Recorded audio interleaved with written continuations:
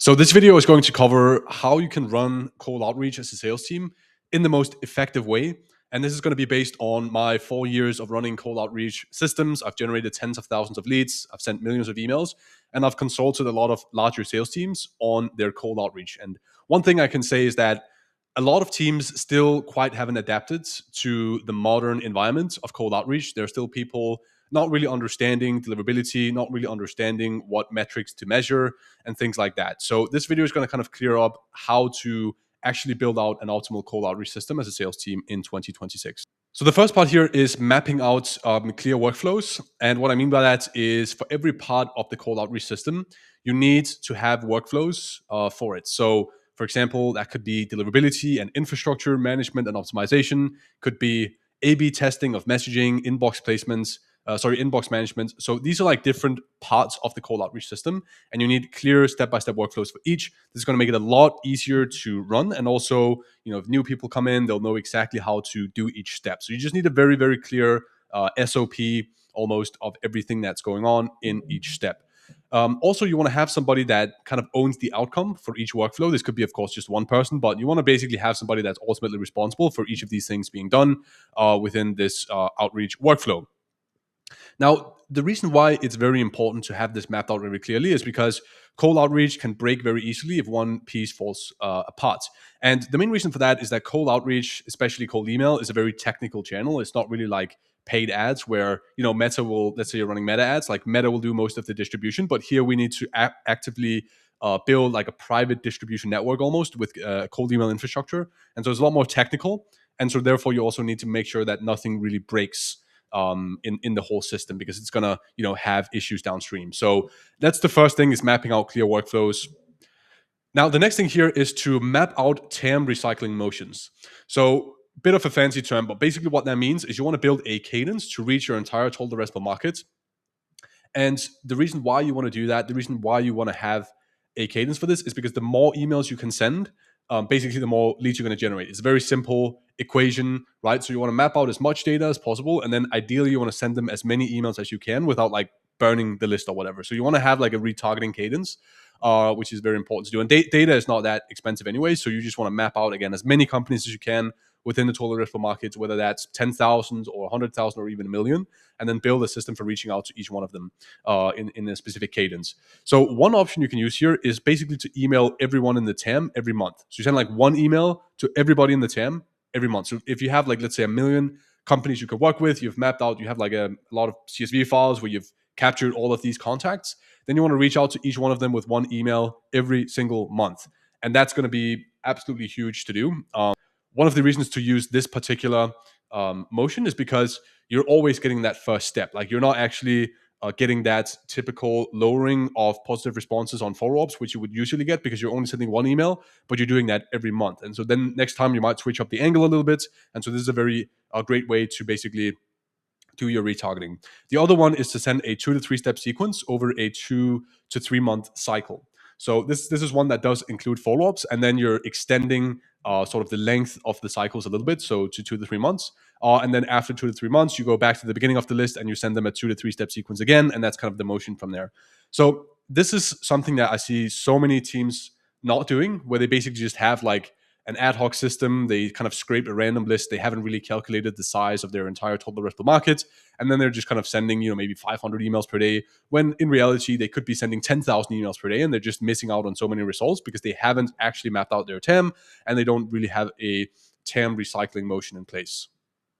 By the way, if you want to work with a company that can basically take care of this whole process for you, do everything in a done-for-you fashion, essentially a fractional outreach department, then you can check out scalesprint.io, or all the links in the description. But anyways, back to the video here. So the third thing that you want to spend a lot of time on here is nailing the offer. So have a clear plan for testing different offers and ways to position the offer, essentially. So one example that often works well is doing some form of upfront free work or lead magnets that are fast to deliver. And you want to basically have a workflow ready for that, which kind of goes back to this step up here. So every time you get a positive response, you basically have a system for producing these lead magnets or this free work that you send to the prospects. Now, this is mainly relevant for people in a saturated space. So we work with a lot of marketing agencies where you have to sort of do that because it is a bit more saturated. But if you're not in a saturated space, then you don't really have to do this. Often you can just pitch a meeting and you're going to be just fine. But that's just one example of, different offers to work on. And you want to have as I mentioned, you want to have a defined process for what happens when somebody actually responds with interest. And also, ideally, you want to be calling them as well. So you want to build out a workflow for that, and getting the most out of every lead once you actually do get a response. Now, the goal here is to find the winning offer and then basically scale that from there and then send it to the entire market. Another underrated aspect is monitoring lead quality. And a lot of people forget to do this. They just kind of, send their emails. 80% of leads they get are not qualified because you're not really tracking it well. So what we do with a lot of our clients is we use a shared like mini CRM with our clients where they can essentially go in and they can review all the leads that we generate in real time. So they can go in there, they can say this one was qualified, this one was not qualified. And so this makes it basically makes it so that we have a feedback loop so we can always keep like tightening our AI pre-qualification filters based on what we learn. So, and to give some context on that, basically we have like an AI agent that goes in and pre-qualifies our lists before we start sending any emails. And so once we have feedback from our clients, we can like change that AI filter so our targeting gets more accurate with time. The next thing here is tracking the right funnel metrics. So one of the metrics you of course want to be able to track is the volume. You want to see how many emails are you actually sending.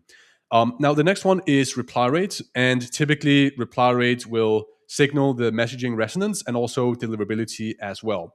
I see a lot of sales teams that are using open rates to measure deliverability, which is not what you want to do because open rate is not really accurate. It's not an accurate metric, at least on Apple devices, and it also will harm your deliverability. So you want to focus on tracking the reply rate. The other metric is positive reply rate. So this typically will signal market interest in the way that you position your offer.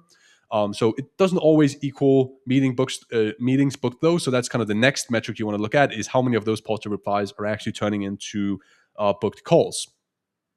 And then from there, of course, you want to track how many of those calls are then actually qualified. So this is kind of the different things you want to track. These are the metrics that matter. This is what your funnel looks like. So don't worry too much about clicks or opens or those sorts of things. These are the ones you want to track when you run your cold outreach.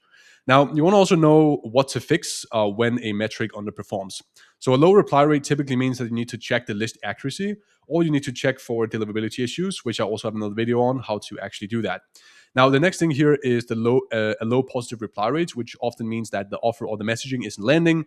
So you need to vary the positioning, shorten the copy. You can also improve readability by using something like the Hemingway editor, where you basically try to make it, very, very easy to read for anyone.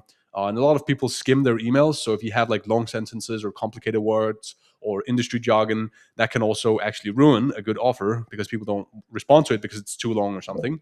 The other day, I received an email from somebody and they had really done a lot of work. I could even tell from just the way they presented everything, but it was so long that I didn't even read it. And so it's just a shame that you lose leads on good offers just because you've made the email too long. So these are some things you can do to improve the positive reply rates.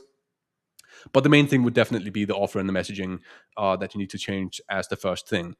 The other thing is not enough positive replies converting into meetings. And this is typically, because your offer, your lead magnet is not strong enough to actually justify a 30-minute call. So for example, I see a lot of people generating a lot of leads by sending like PDFs or whatever, but typically those are not really going to convert into actual calls because you don't really have a clear plan for how that would convince the prospect. It's just like a random document and it doesn't really, compel them to hop on a call. The other thing is a weak website or social presence, because a lot of prospects, they will initially say, yes, I'm interested. But then once it's time for them to actually commit time and hop on a call, they check out your website and your social presence. And if they're unable to find that or it's weak, then you're not going to have a lot of people ultimately book the call. Another thing as well you can also do is improve the speed to lead. So just get back to people faster, very simple. And you can also add more channels as well. So also start reaching out to the leads on LinkedIn or phone or things like that alongside email. This is also going to help you a lot.